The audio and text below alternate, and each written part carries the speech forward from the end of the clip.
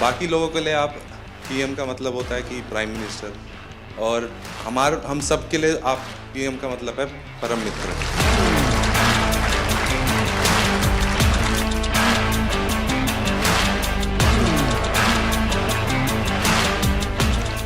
शीतल की सिग्नेचर मिल जाएगी आज मुझे। जाने से पहले आप जब सबसे बात करते हो और फिर आने के बाद सबसे मिलते हैं, आई थिंक सारे मेडलिस्ट, सारे एथलीट यही सोचते हैं कि हमें यही मौका मिले। सर, लोग पैरा को अभी तक अपनाए नहीं जिस तरह आपने अपनाया है। मैं बहुत लोग को बोलता है हमारा ब्रांड एम्बेसडर कौन है, हमारा मोदी जी हमारा ब्रांड एम्बेसडर।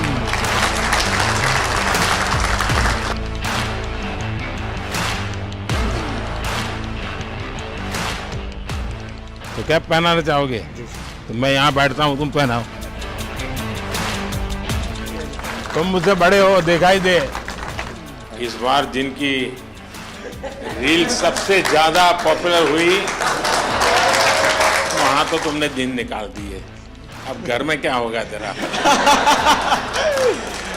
है सिमरन?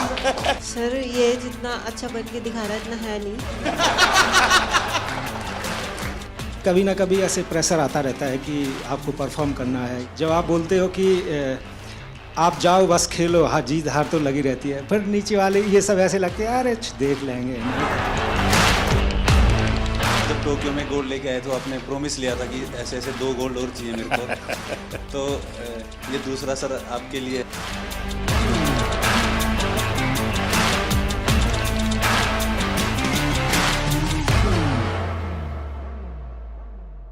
आज मुझे आपको सुनना है, आप लोगों के क्या अनुभव रहे, वहाँ सबसे मिलते होंगे, कुछ न कुछ अच्छी बातें हुई होगी, वो मैं जरा सुनना चाहता हूँ। सर नमस्ते, हर हर महादेव सर। हर हर महादेव। सर, मैं ब्लाइंड जूडो से कपिल परमार 60 केजी खेलता हूँ सर, और मेरा एक्सपीरियंस ये रहा कि मैंने बहुत ज़्यादा कंपटीशन खेल लिए थे। 2021 से लेके तो मैं 16 कंपटीशन खेले सर, जिसमें मेरे 14 में मेडल थे, जिसमें 8 में मेरे गोल्ड थे, ब्राउन, सिल्वर। एशियन गेम में भी मेरा सिल्वर था, वर्ल्ड गेम में ब्रॉन्ज था, और वर्ल्ड चैम्पियनशिप ब्रॉन्ज था। तो सर मेरा डर निकल गया था, ओलंपिक का इतना प्रेशर नहीं था क्योंकि मैंने कंपटीशन बहुत ज़्यादा खेल लिए थे सर। तो सर मेरा एक्सपीरियंस ये है कि थोड़ा सा प्रेशर था। तो हमारे देवेंद्र भाई साहब, झांझड़िया जी भाई साहब ने मेरे से एक बात बोली थी कि अपने को अपना बेस्ट देना है। बोला था कि जो आप प्रैक्टिस में करते हो वही आपको करना है। और सर मेरे कोच हैं, उनका भी, मेरे मनोहर अंजार जी, उनका बहुत आशीर्वाद दिया, क्योंकि हम लोगों को संभालना मुश्किल ही नहीं नामुमकिन है। क्योंकि सर हम हर कहीं टकरा जाते हैं और कोई हमसे आके टकरा जाता है। तो मैं उनसे पूछता हूँ कि आप ब्लाइंड हो कि मैं ब्लाइंड हूँ। सर बहुत बार ऐसा होता है, तो बस सर के हाथ पकड़ के चलते, हाथ पकड़ के आते हैं, वो थोड़ा बहुत जो दिखता है उसमें अपना काम कर लेते हैं सर। और सर आपका बहुत आशीर्वाद रहा। अच्छा कपिल, उस दिन तुमने मुझे बताया कि स्टेडियम में से कपिल कपिल कपिल इतनी आवाज आ रही थी। जी सर। तो मैं मेरे कोच की सूचनाएं सुन नहीं पा रहा था। वो मैं एक्चुअली एक्सपीरियंस करना चाहता हूँ, कैसे आपके कोच कहाँ है सर? हाँ जरा बताइए क्या मुश्किल होता है। सबसे अहम बात है ब्लाइंड जूडो में कि जो इंस्ट्रक्शन हम लोग बाहर से देते हैं, जो इनको सिखाया जाता है, उसमें हम लोग एक कोडिंग करते हैं कि जब हम जाएंगे तो ये बोलेंगे तो तुम्हें ये करना है, क्योंकि वहाँ दिखता तो है नहीं कुछ। तो उस दिन हमारे 2 मैट एरिया थे। एक मैट पे हमारी बाउट चल रही थी फाइट, और दूसरे पे जो है वो फ्रांस की फाइट चल रही थी। और फ्रांस की फाइट में इतना शोर हो रहा था, करीब 15 से 18 हज़ार दर्शक वहाँ थे। तो जिसकी वजह से जब ये सेमीफाइनल खेलने गए तो जो मैं बोल रहा था वो ये नहीं समझ पा रहे थे। और डेफिनेटली क्योंकि सेमीफाइनल का एक प्रेशर था, और जो खिलाड़ी था ईरान का, उससे पहले ये फाइनल में एशियाई खेलों में हारे थे, तो यकीनन उसका भी प्रेशर होगा। तो इस वजह से ये उस दिन हमें भारत के लिए गोल्ड मेडल नहीं ला पाया। तो सामने का जो कोच होगा वो भी अपने प्लेयर को इसी प्रकार से सूचना करता होगा? जी जी, वो भी। अब ये डिपेंड करता है कोच टू कोच कि वो, जैसे हमारा इनका टाइप, जो भी हमारे कोचेज और जो खिलाड़ी उनके साथ ये है कि हम लोग ये देखते हैं कि कौन किस तरीके से सिखाता है, तो हम डिफरेंट उसकी जो है सोच में मतलब कोच को भी औरों से अपने आप को अलग सीक्रेट रखना पड़ता है, बिल्कुल बिल्कुल। क्योंकि वही चीज़ हम कहेंगे वो कहेगा तो फिर नहीं समझ पाएगा। अच्छा, आपको अगर इसको कहना है कपिल को जी कि कपिल बाएं ओर से ठोको, तो क्या बोलेंगे आप?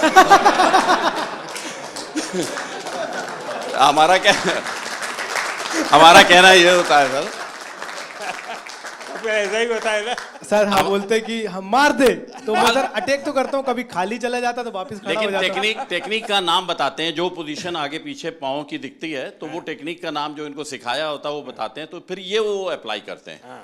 क्योंकि कहाँ पर ऑफ बैलेंसिंग हो रही है, आगे हो रही है, पीछे हो रही है, तो वो टेक्निक बताते हैं। तो आप सामने वाले की पोजीशन भी बताते होंगे? जी जी जी बिल्कुल। उसके जो मूवमेंट होते हैं, जैसे उसने आगे किया, वेट उसका आगे जा रहा है तो हम आगे वाली टेक्निक उसको मार सकते हैं। ऐसे ही अगर उसने पीछे वेट किया या पीछे मूव कर रहा है तो पीछे वाली टेक्निक बताते हैं, और जिससे कि हम उसके पॉइंट लेते हैं। आप जब वहाँ बैठे होते हैं तो आपके भी हाथ पैर हिलते होंगे? बहुत ज़्यादा। अब बस नहीं चलता है कि हम लोग भी मैट पे चले जाएं तो कोच। सर ऐसा हो रहा था कि सेमीफाइनल में जो रेफरी थे जो मेरे हाथ पकड़ के ले जा रहे थे, उनके हाथ खुद धूज रहे थे। क्योंकि बड़े मैच में उनको भी डिसीजन गलत दे दिया, जैसे तो थर्ड एम्पायर रहता है पूरा, उसके बाद ही बताया जाता है, पर मेरा डिसीजन बहुत जल्दी दे दिया था रोल करके। वो मेरी भी गलती रही कुछ, सेमीफाइनल में मैं दब गया। पर नेक्स्ट टाइम मैं सर आपसे वादा करता हूँ 2028 में। अच्छा कर रहे हो, बहुत अच्छा कर रहे हो, बहुत बधाई हो। Thank you sir, thank you so much. जय हिंद सर, मैं एक सोल्जर हूँ और मेरी वाइफ है सिमरन शर्मा, और एक मेरे पास प्रीति है। मैं एथलेटिक का एक कोच हूँ, पैरा एथलेटिक का। तो मेरे 2 एथलीट है, दोनों 100 और 200 मीटर करते हैं, और फर्स्ट टाइम जो एथलेटिक में ट्रैक में मेडल आया है सर, मेरे एथलीट लेकर आए हैं अभी, और 3 मेडल आए हैं। हमारा काफ़ी वहाँ पे सीखने को मिला सर। जैसे कि वहाँ पे हमारा 100 मीटर में एक इवेंट में मतलब 2 मेडल आ गए, तो 2 मेडल एक ही रूम में 2 एथलीट हैं 100 मीटर के, दोनों के दोनों पहली बार खेलने जा रहे हैं, देश के लिए पहली बार मेडल जीतने के लिए जा रहे हैं ट्रैक में। तो जब 2 मेडल एक रूम में रखे हों और दूसरे खिलाड़ी का भी इवेंट भी नहीं हुआ हो, तो उस प्रेशर को मैं as a coach, as a husband, मैं कैसा फील कर रहा हूँ, मैं उसको समझ रहा हूँ। दूसरा एथलीट जो है उसका गेम भी नहीं हुआ और उसमें 2 मेडल रखे हैं, हाई प्रेशर है वो कि भाई मेरा तो मेडल भी नहीं आया, उसके 2 मेडल आ चुके हैं। तो उसको उससे बाहर निकालने के लिए बार बार उसको मुझे एंगेज करना पड़ रहा था, बहुत बिजी रखना पड़ रहा था पूरे दिन। तो वहाँ से बहुत कुछ सीखने को मिला। हम 100 मीटर में हार गए सर। अच्छा, वहाँ तो तुमने दिन निकाल दिए, अब घर में क्या होगा तेरा? है सिमरन? सर ये जितना अच्छा बन के दिखा रहा है इतना है नहीं। मैं जब हम यहाँ पे आए थे तो यहाँ से जाने से पहले बात हुई थी, एक्चुअली हम दोनों में ये बात होती थी कि ट्रैक को पहला मेडल कौन देगा। तो फिर जब इवेंट लिस्ट आई तो उसमें पता चला प्रीति का इवेंट पहले है, तो हम श्योर हो गए थे कि पहला मेडल तो यही देगी। तो जब हम यहाँ पे आए तो उससे पहले ये गज्जू मतलब ये कोच बोल रहे थे कि तुम्हें 1 महीने का रेस्ट दिया जाएगा। फिर उसके बाद जब अभी हम यहाँ पे आए, अभी हम सुबह ही बात चल रही थी, तो सुबह मेरे से बोल रहे थे कि एक वीक का रेस्ट मिलेगा और उससे ज़्यादा का नहीं मिलेगा। तो मैंने बोला क्यों नहीं मिलेगा, तो बोल रहे ब्रॉन्ज मेडल पे इतना ही मिलता है।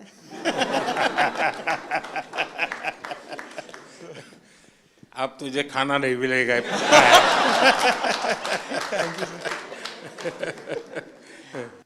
ये मेरा तीसरा पैरालंपिक था।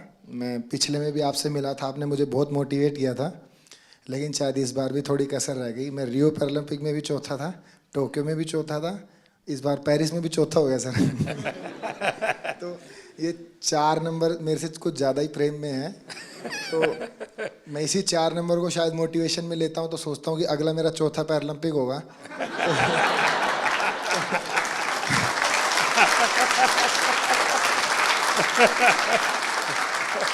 तो शायद चौथे में मैं कुछ करूं।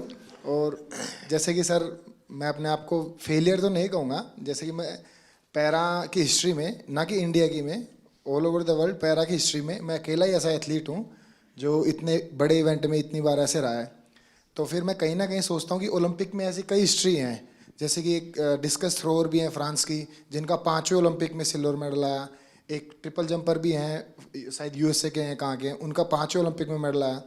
तो शायद मैं फिर अपने आप को ये भी मोटिवेशन देता हूँ कि तू पहला एथलीट पैरा वर्ल्ड में बनेगा जो सबको मोटिवेशन देगा कि भाई जब उसने चौथे में जीता था तो तुम लोग पहले में क्यों हार मान रहे हो। यहाँ कुछ एथलीट्स ऐसे हैं जैसे कि ये गुड़िया है, ये 4th हैं, काफ़ी लोग 4th हैं, तो ये निराश हो रहे हैं। तो मैं इसमें भी थोड़ा ठीक फील कर रहा हूँ कि इनके कोचेस ऐसे कह रहे हैं, उसको देख लो। मतलब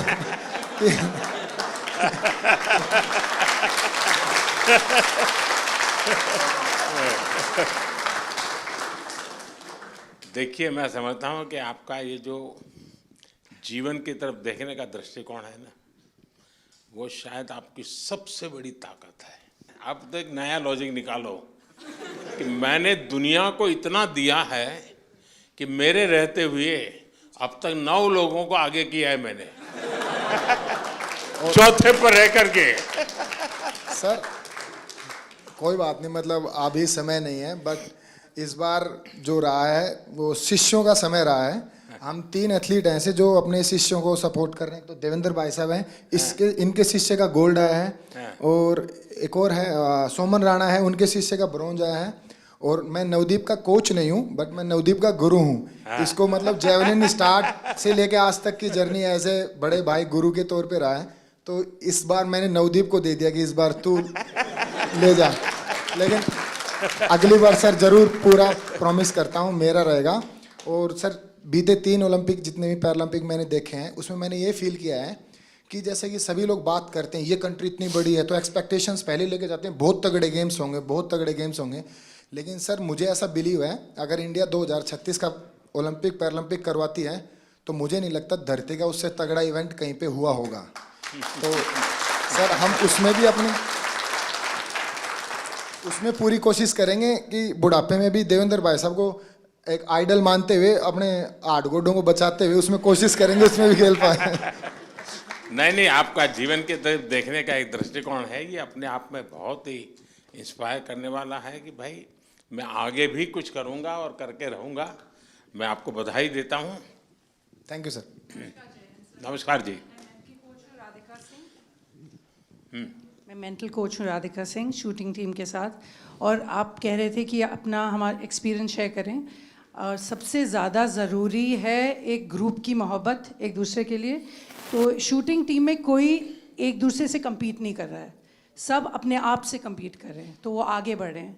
और जितनी भी उनकी क्षमता है, जितनी भी उनकी तैयारी है, उसके आगे वो अपनी वीकनेस नहीं देते, स्ट्रेंथ नहीं देख रहे, वो अपनी स्पोर्ट के लिए मोहब्बत देख रहे हैं। तो ये बहुत बड़ी बात है कि हमारी टीम बहुत जुड़ी हुई रही। और ऑल्दो मैं एक ही इवेंट के लिए 2 बच्चों को तैयार कर रही थी, कोई कंपेटिटिवनेस नहीं था उनमें। तो ये बहुत बड़ी ताकत है कि हम आपस में मोहब्बत से आगे बढ़ें, और वो मोहब्बत स्पोर्ट में दिखती है। सर नहीं, आप ये मेंटल हेल्थ को करती हैं तो उसमें क्या क्या करती हैं? सर जो सबकॉन्शियस माइंड है, 90% जो दिमाग होता है, उसमें कोई कमज़ोरियां हैं तो उनको चेंज करना, और जो आपकी स्ट्रेंथ है उनको आगे लाना, अपनी पर्सनालिटी से जोड़ना और अपने आप को आगे लेके जाना। नहीं, कोई इन लोगों का योगा का संबंध, कोई मेडिटेशन का संबंध, सर ऐसे कोई स्पेसिफिक ट्रेनिंग वगैरह आप लोगों ने योगा भी हैं हमारे टीम में, एक योगा भी कराते थे। तो रोज़ सुबह मेडिटेशन होती थी, रोज़ शाम को जो भी सीखते थे बच्चे वो रोज़ दोहराते थे, मतलब रोज़ मेंटल ट्रेनिंग करते थे अपनी। तो वो टाइम उनका रेंज पे प्रैक्टिस, उनका योगा से प्रैक्टिस, मतलब टीम में बहुत ऑर्डर रहा सर। तो दुनिया के बहुत देशों के स्टूडेंट्स, खिलाड़ी होंगे जो योगा मेडिटेशन नहीं जानते होंगे जी। तो हमारे लोगों का क्वालिटी में क्या फ़र्क पड़ता है? जी बहुत फ़र्क पड़ता है, बिकॉज आप अपने अंदर के दिमाग को जब कंट्रोल ले आओ तो आप अपनी गेम को बहुत आगे लेके जा सकते हो। तो ये आपने भी बहुत अच्छा किया है कि योगा हमारे कंट्री में बहुत बढ़ाई है। और आई थिंक स्कूल्स में सर इसको आप सब्जेक्ट बनाएं, बिकॉज इसमें जो साइंस में जो शक्ति है वो किसी और चीज़ में नहीं है। बधाई हो। Thank you sir. और कोई? हाँ, पहले तो बहुत बड़ी खुशी की बात कि कपिल ने ना ही पैरा जूडो में जबकि एबल जूडो में भी पहला भारत को मेडल दिया है। अब तक एबल या पैरा जूडो में कोई मेडल नहीं था। और कपिल के नाम एक और हिस्ट्री है कि visually impaired in any game का पहला मेडल भी कपिल ने इंडिया को दिया है। सो हम सब लोग को उसकी बधाई। हमारे जो जूडो के टॉप शॉट्स हैं वर्ल्ड के, उन सब लोगों ने पर्सनली पोडियम से उतर के आके हम लोग को कंग्रेचुलेट किया, बोले we didn't expect such a quick uprise in para judo, so hats off to you guys. And sir वो हम लोग अकेले नहीं कर सकते थे। साई, OGQ, ये फिनोमिनल सपोर्ट हम लोग को मिला है and of course the government of India, I mean needless to say. तो sir thank you so much. And जितने और कोचेज़ हैं यूके, यूएसए, जो हम लोग के अच्छे फ्रेंड्स हैं, कोरिया, वो सब लोग आए, बोले we knew you were going up ahead but we didn't realise it's gonna be so soon. So we felt very proud and thank you to the entire team that is backing us up. Thank you so much sir. बहुत बहुत बधाई। मैं संदीप चौधरी जी के लिए बात कहूँगा। गिरते हैं शायद सवार ही मैदान जंग में, तिफल क्या जो घुटनों के बल चलते हैं। तो ये आपने सबको ये बताया जो घुड़सवार होता है वही गिर सकता है, बच्चे कभी नहीं गिरते। तो मेरा आपके लिए बहुत बड़ी और सर मैं हरविंदर के लिए बताऊँगा। शीतल, हरविंदर, मैं आर्चरी से हूँ। तो जैसे मैडम ने बताया कि जूडो में हरविंदर का पहला आर्चरी एबल और पैरालंपिक में फर्स्ट मेडलिस्ट है, टोक्यो में ब्रॉन्ज, और अभी हिस्ट्री में फर्स्ट इसका मेडल है जो एबल के बराबर शूट करके है 28, 28, 29। लास्ट एरो आपने देखा होगा सर, बिल्कुल क्लोज टू था। अगर वो 10 लगता तो हम किम वूजिन और अपना ब्रैडी एलिसन के बराबर शूट कर देते। नमस्ते सर, मेरा नाम अमीशा है और मैं उत्तराखंड से हूँ। ये मेरा पहला पैरालंपिक था और मैं बहुत ग्रेटफुल हूँ कि मुझे 2 साल में मैंने अपना गेम स्टार्ट किया है, 2 साल ही हुए हैं और 2 साल में मैंने लाइफ में इतना बड़ा एक्सपीरियंस लिया, मुझे बहुत ज़्यादा कुछ सीखने को मिला। And thank you to my coach जिन्होंने मुझे कॉन्फिडेंस दिया कि मैं कर सकती हूँ, क्योंकि मैं बहुत डरी हुई थी। तो आपने कहा था कि वहाँ लोगों को ऑब्जर्व करना, उनसे लोग डरते होंगे। हाँ, पहले आप डर रही थी, अब लोग डरते होंगे। तो आपने कहा था कि लोगों को ऑब्जर्व वगैरह करना है, तो मैंने वो भी बहुत किया और बहुत कुछ सीखने को मिला है। परिवार में से क्या रिस्पांस है? अब परिवार के, तुम्हारे फैमिली के लोग क्या कहते हैं? अब तो फैमिली बहुत खुश है और वो पहले से ही सपोर्ट करती थी, लेकिन अब और ज़्यादा सपोर्ट, और ज़्यादा दे रहे हैं। नमस्ते सर, मेरा नाम सुमित अंतिल है और मैं back to back 2nd gold medal है सर मेरा।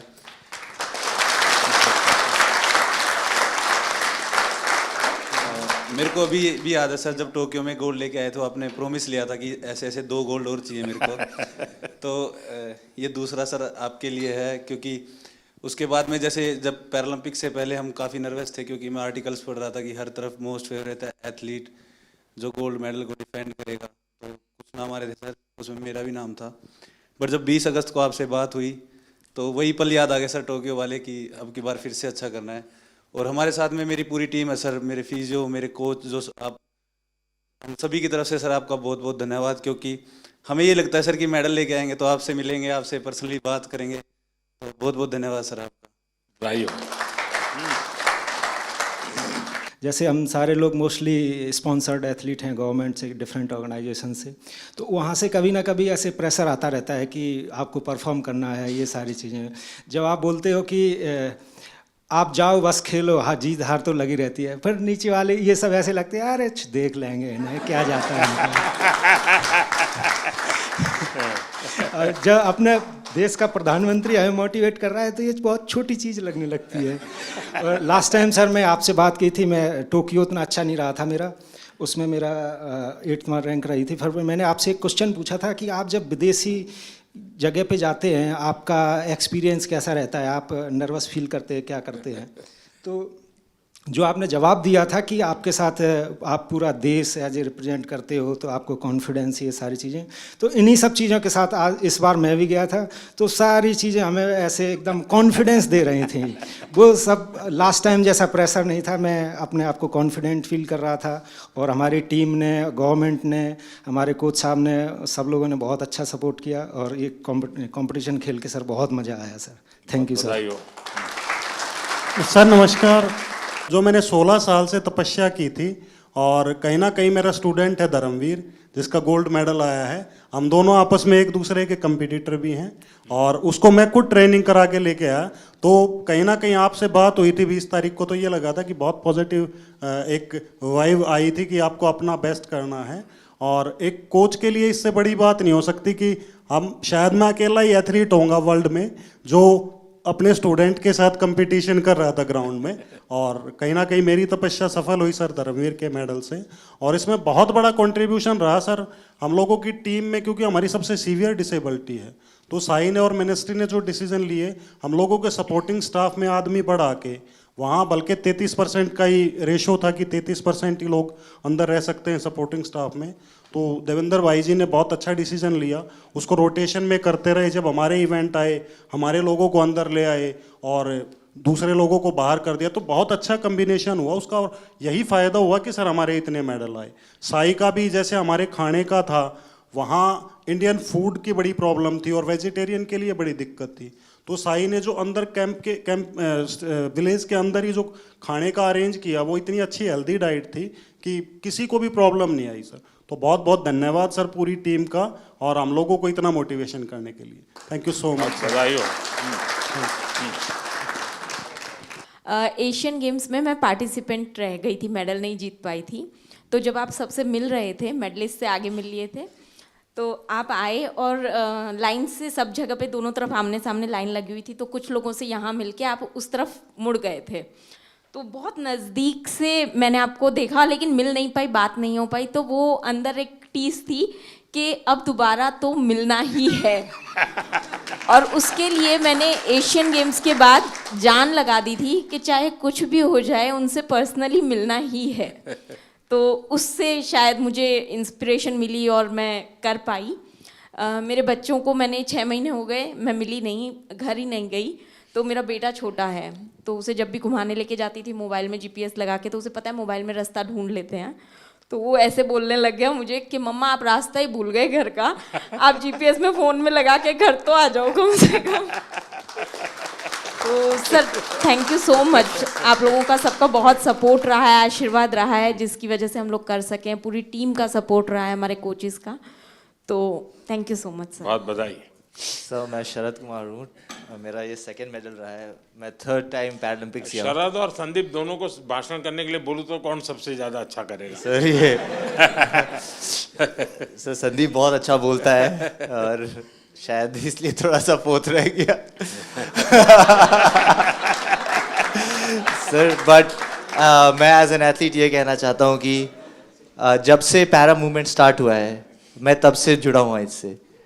और आज जिस लेवल पे सारे एथलीट्स हैं, मुझे खुद प्राउड फीलिंग होता है इन सबको, जिस तरह सब जाते हैं, कोचेस, फिजियोथेरेपिस्ट, सब एक टीम। जब अब हम लोग बाहर जाते हैं तो इंडिया को अब ऐसे लोग देख रहे हैं कि ये पहले सोचते थे ये आगे आ सकते हैं, लेकिन अब पैरा में इन्होंने कैटेगराइज कर दिया कि इंडिया एक स्पोर्टिंग नेशन ऑलरेडी है। और सर ये ऑफ कोर्स साई की सबसे पहले अहमियत से स्टार्ट हुआ, और फिर हम लोग का सपोर्ट स्टाफ आने लग गए, और एथलीट्स में भी जिस तरह पॉजिटिविटी आया।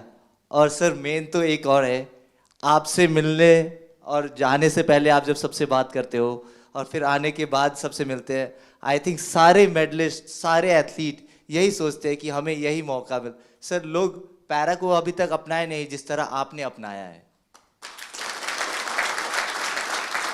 नमस्ते sir, I am Palak Kohli and ये मेरा 2nd कंसेक्यूटिव पैरालंपिक्स था।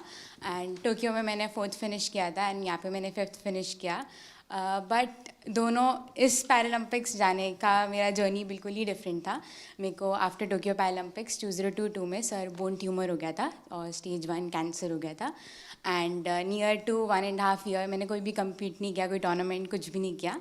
एंड लास्ट ईयर मैंने 2023 में कम बैक किया।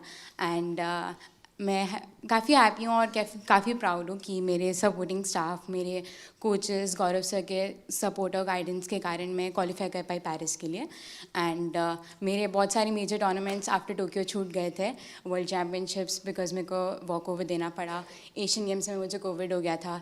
इस ईयर मैंने वर्ल्ड चैम्पियनशिप क्वालिफाई किया और मैंने ब्रॉन्ज मेडल जीता। एंड फिर मैंने पेरिस के लिए क्वालिफाई किया बैक टू बैक। मेरा वर्ल्ड रैंक एकदम 38 लास्ट हो गया था बिकॉज मैंने टूर्नामेंट्स नहीं खेले थे। एंड अगेन से मैंने अपने आप को टॉप 4 वर्ल्ड नंबर 4 में आई और मैंने पेरिस के लिए क्वालिफाई किया। थोड़ा डिसअपॉइंटिंग है कि मैं मेडल नहीं जीत पाई, बट आपकी ब्लेसिंग्स और सबके साथ I think I am looking forward for LA 28 and definitely sir I like to have a picture on the podium with you sir. Thank you sir. Palak, पिछली बार तो तुम लखनऊ में तुम्हारी ट्रेनिंग होती Yes, sir. Yes, sir. तो और mummy papa से भी मेरी बात हुई थी। Yes sir, yes sir, Tokyo जाने से पहले। इस बार क्या मूड है? सर अब मैं लखनऊ में गौरव सर यहाँ पर है, सर के अंडर ही ट्रेनिंग कर रही हूँ और मैंने उन्हीं के गाइडेंस में मेरे को पैरा बैडमिंटन पता चला था। एंड घर में लाइक जब मुझे बोन ट्यूमर हो गया था तो काफ़ी सारे लोग बोल रहे थे कि लाइक यू नो पलक का तो करियर ख़त्म स्पोर्ट्स में एंड ऑल। एंड डॉक्टर्स ने बताया था कि अब हम कुछ एश्योरिटी नहीं दे सकते आप नॉर्मल लाइफस्टाइल भी हो पाओगे कि नहीं। एंड उसके बाद सर काफ़ी कॉम्प्लिकेशंस रहे। मेरे को एक डिसेबिलिटी मेरे हाथ में ऑलरेडी था और मेरे को ट्यूमर के बाद मेरे लेग में भी डिसेबिलिटी हो गया, जिससे मेरे दोनों लेग लेंथ में भी डिफरेंसेस आ गए और भी कॉम्प्लिकेशंस आ गए। तो मेरी फैमिली हमेशा मुझे खुश देखना चाहती है और उनकी ब्लेसिंग्स है मेरे साथ and they want me to be happy. तो उनका बस ये कंसर्न है कि मेरे को हिम्मत नहीं हारनी। देख आप पलक, तुम्हारा केस ऐसा है कि तुम बहुत लोगों को इंस्पायर कर सकती हो इसे, क्योंकि इतनी कठिनाइयों के बाद और चलिए ट्रैक पर गाड़ी आई, जिंदगी बनाई, बीच में रुकावट आ गई और बीच में नई समस्या आई और फिर भी तूने अपना मकसद नहीं छोड़ा।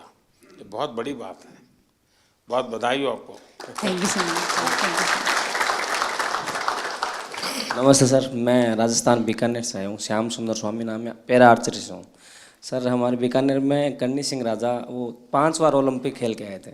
हम देवेंद्र भैया से हम बहुत मतलब, क्योंकि 40 साल के बाद मैं एक टोक्यो ओलंपिक में पार्टिसिपेट करके आया था, तो भैया को देखा था कि भाई ये गेम होता है ऐसे। तो मैं भी फिर पैरा में आया। मैं सर पहले एबल खेलता था, 2016 में मेरे को पता चला कि भाई पैरा का भी कुछ है, क्योंकि भैया का अखबार में फ़ोटो आया था बहुत बड़ा। तो भैया से सीख के और फिर मैं 40 साल के बाद टोक्यो ओलंपिक पार्टिसिपेट करके आया था सर। इस बार सर मुझे बहुत कुछ सीखने को मिला, खास करके जो मेरी कैटेगरी के गोल्ड मेडलिस्ट SL3 के हैं नितेश कुमार जी, इनसे सीखने को मिला।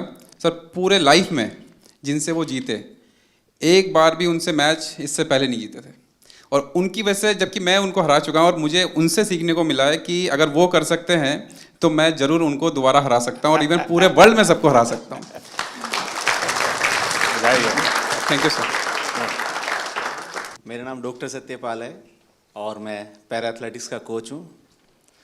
शायद ही यहाँ पे कोई कोच होगा जो मेरे से पहले पैरा एथलीट्स को ट्रेनिंग करा रहा होगा।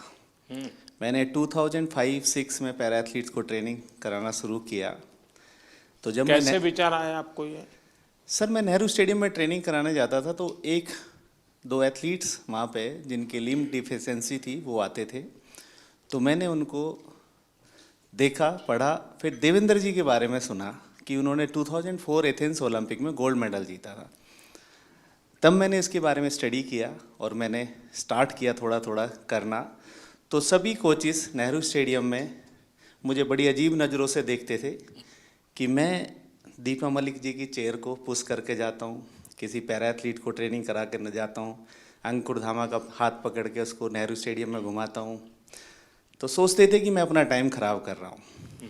आज वही पैरा एथलीट्स, वही कोचेस जो मुझे क्रिटिसाइड करते थे, आज वो सब पैरा एथलीट्स को ट्रेनिंग कराना चाहते हैं। ये मेरे दिल से बोल रहा हूँ कि मैंने इस फील्ड में काम किया है, मैं बहुत खुश हूँ और आने वाले टाइम में मैं आपसे प्रॉमिस करता हूँ ये 29 नहीं, मैं 50 के मेडल का यहाँ से प्रॉमिस करके जाता हूँ कि हम सब इतना काम करेंगे, हम 50 मेडल लेते हैं।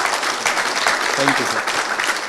देखिए साथियों, ये बात सही है कि हर खेल में जो सपोर्ट स्टाफ होता है या कोचिंग करने वाले लोग होते हैं, बहुत मेहनत करनी पड़े हर क्षेत्र में। लेकिन दिव्यांगों के साथ काम करना, उनको सिखाने से पहले खुद को उस जिंदगी को जीने के लिए मन से तैयार करना पड़ता है, खुद को उस पोजीशन में रखना पड़ता है। कौन सी उसकी दिक्कतें हैं उसको खुद के जीवन में आत्मसात करना पड़ता है, तब जाके कह सकते, वरना मैं तो रूटीन में कह दूंगा यार दौड़ो, अरे वो कभी मैं नहीं दौड़ सकता, वो कोच समझ सकता है ये नहीं दौड़ सकता, उसके लिए तरीका ये होना चाहिए। और इसलिए मैं मानता हूँ कि जो पैरा एथलीट्स को जो ट्रेन करते हैं वो कोचिज एक्स्ट्रा ऑर्डिनरी होते हैं, उनके अंदर एक्स्ट्रा ऑर्डिनरी ताकत होती है जी, और इसको बहुत कम लोग समझ पाएंगे।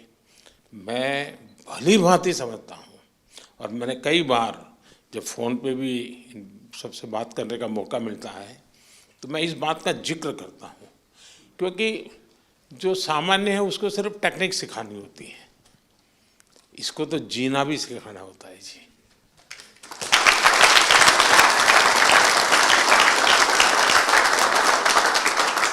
इसलिए ये वाकई बहुत बड़ी साधना है जी, और इसलिए मैं तो मानता हूँ कि आप जो साथी ये काम कर रहे हैं वो सबसे ज़्यादा अभिनंदन के अधिकारी हैं। सर अभी मैं इंटरनेशनल कंपटीशन में जाने का स्टार्ट करके 30 साल हो गया।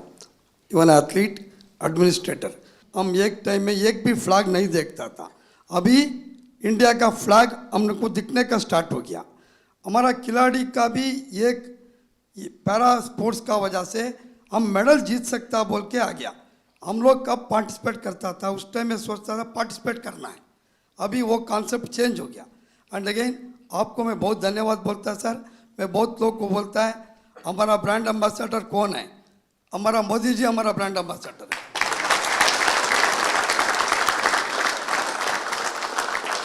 And again sir, India able body में भी हम अच्छा मेडल लेके आ सकता है, इसलिए मैं ईस्ट जर्मनी में था, केन्या में भी था। इंडिया में आजकल वेरी गुड फैसिलिटीज है, और ठीक से यूज़ करना है। फिजिकल एजुकेशन टीचर को एक्टिव कर दिया तो 100% हम अच्छा मेडल लेगा sir. Thank you sir. Sir मेरा नाम निशाद कुमार है और मैं T47 हाई जंप से हूँ, और मैंने बैक टू बैक पैरालंपिक्स में सिल्वर मेडल जीता है। सर मैं अपना एक्सपीरियंस शेयर करना चाहता हूँ कि जब मैंने हम टोक्यो के लिए टीम वहाँ पहुँची थी तो वहाँ कोविड था, तो उस टाइम ऑडियंस के बगैर हमने कॉम्पीट किया था।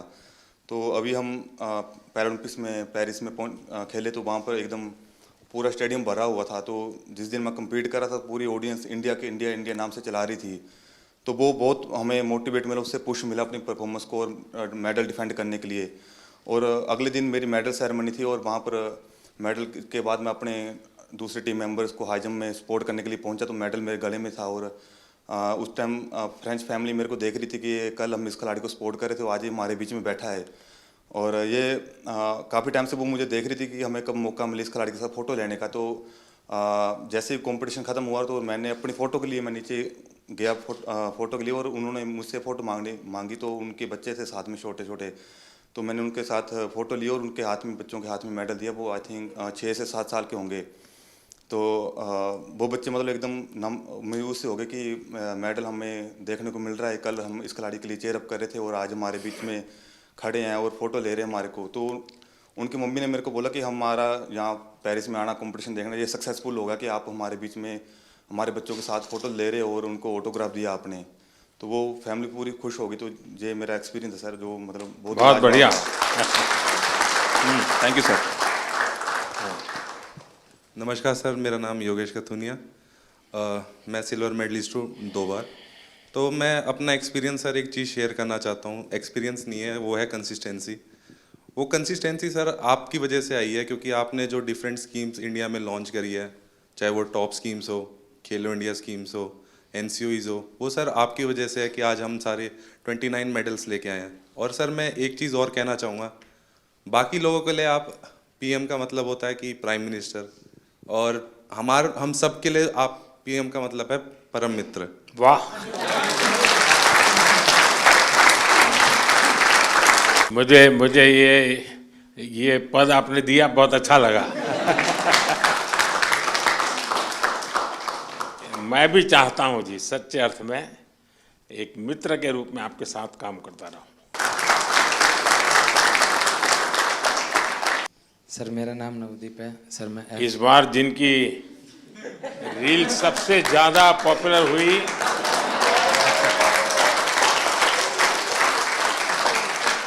एक आप है, दूसरा शीतल है। सर मैं F41 कैटेगरी में जेवलिन थ्रो करता हूं सर, दूसरी बार पैरालंपिक पार्टिसिपेट कर रहा हूं सर। मेरा इवेंट है ना सबसे लास्ट दिन था सर, और मैं तकरीबन 21 तारीख को चला गया था सर उधर। तो जैसे ही मेडल आने शुरू हुए ना सर, तो एक मन में घबराहट होनी शुरू हो गई थी कि सबके आ रहे, मेरा क्या होगा।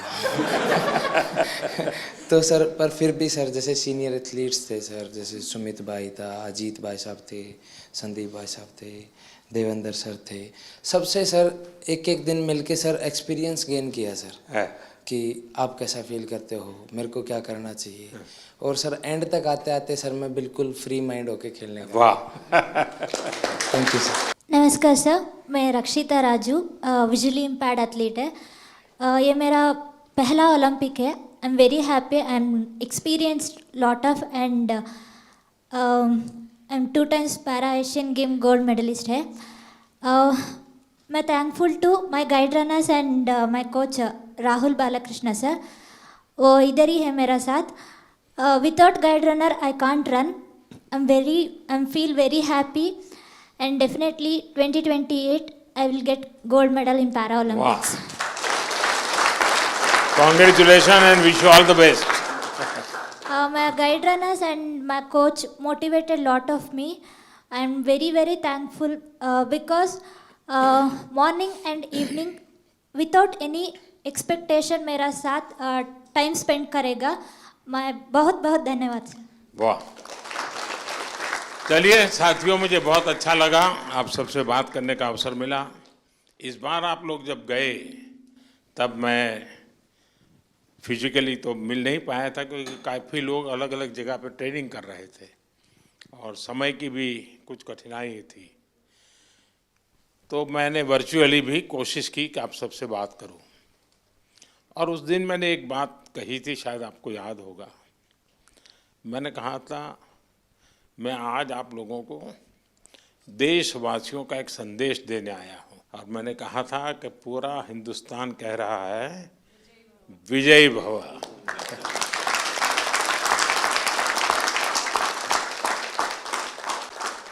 आपने देशवासियों की जो भावना थी ना, उसको बराबर मन में ले लिया कि नहीं, देश चाहता है हम करेंगे. मैं समझता हूँ ये अपने आप में बहुत बड़ी बात है. दूसरा मैं देख रहा हूँ क्योंकि मैं आप लोगों के साथ ज़रा ज़्यादा जुड़ा हुआ हूँ,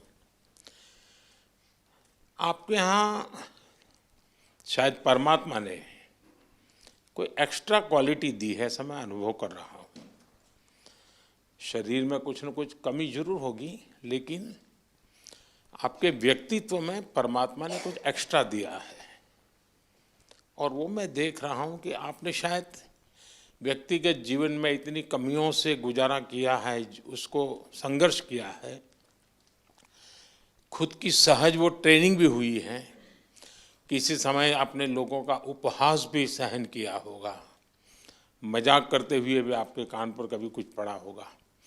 हर प्रकार की मुसीबतों से आप गुजरे हुए लोग हैं. और इसके कारण मैं देख रहा हूं कि खेल में जय पराजय का कोई प्रभाव आपके मन पर नहीं है. ये बहुत बड़ी बात है जी.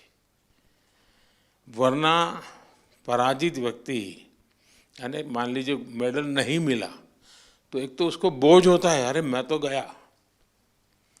आप में से किसी को वो बोझ नहीं है. ये बहुत बड़ी जीवन की सिद्धि है जी, और वही आपको आगे ले जाने की ताकत देती है. और इसलिए मैं मानता हूँ कि मैं चाहता हूँ कि इस खेल में और लोग आए, अधिक मेडल आए, वो तो बात अच्छी है, होना भी चाहिए. लेकिन मैं आप लोगों के माध्यम से देश में एक कल्चर पैदा करना चाहता हूं. वो कल्चर ये है कि देश के हर नागरिक को समाज में जिनके जीवन में इस प्रकार की कठिनाई है, जो हमारे दिव्यांग जन है, उनकी तरफ देखने का दृष्टिकोण बदले. वे उनके प्रति सम्मान के भाव से देखें, दया भाव से नहीं. वो हमें मंजूर नहीं है. दया भाव नहीं चाहिए, सम्मान से देखें, मैं तुमसे कम नहीं हूं. ये मिजाज मुझे देश में पैदा करना है.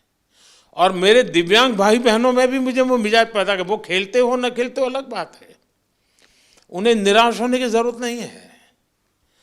तो बाकी ओलंपिक्स के खिलाड़ी और बाकी विजेताओं से ज़्यादा मेरे लिए आपका खेलना, आपका देश के लिए वहाँ जाना, वहाँ जाने के लिए अनेक वर्षों तक सुबह 4 बजे 5 बजे उठ करके पसीना बहाना,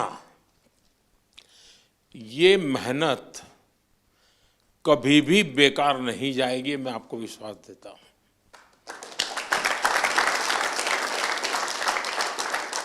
क्योंकि अब आपके लिए भी, सभी दिव्यांगजनों के लिए समाज में एक नया वातावरण पैदा होना शुरू हो चुका है। व्यवस्थाएं भी विकसित हो रही हैं। हर एक को लगता है कि अरे भाई मुझे भी तो हेल्प करनी चाहिए, मुझे साथ रहना चाहिए। मैं बैठा हूँ, वो खड़े हैं, मैं खड़ा हो जाऊँ, उनको बिठा दूँ, यानी बदलाव आता है। तो आप जो ये कंट्रीब्यूशन कर रहे हैं वो एक पूरे समाज के मन को बदलने का आपका कंट्रीब्यूशन है। सिर्फ मेडल नहीं, मेडल से ज़्यादा आप माहौल बदल रहे हैं।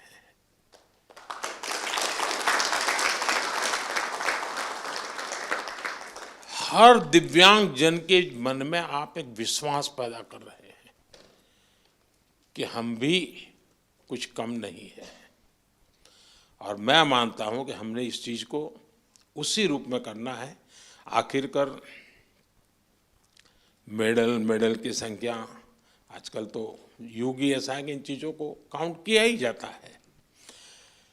लेकिन 140 करोड़ का देश आज जिस जज्बे के साथ खड़ा हुआ है, खेलने के लिए नहीं, जीतने के लिए जा रहे हैं। मैं एक पार्टिसिपेंट हूँ ऐसा नहीं है, मैं एक परफॉर्मर हूँ।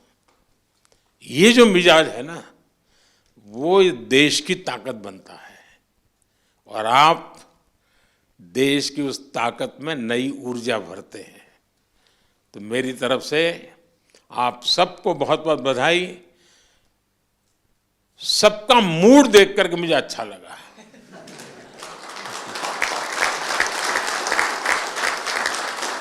वरना मैंने कुछ लोगों का देखा है कि दूसरी ओलंपिक आने तक चेहरे पर हंसी ही नहीं आती है।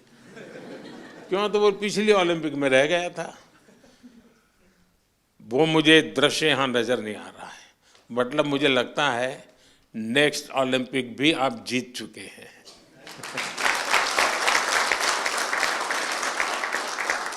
ये आपके आंखों से मैं पढ़ पा रहा हूँ, आपके अंदर जो विश्वास वो मैं देख पा रहा हूँ। तो साथियों, मेरी तरफ से बहुत शुभकामनाएं हैं, बहुत बधाई, धन्यवाद।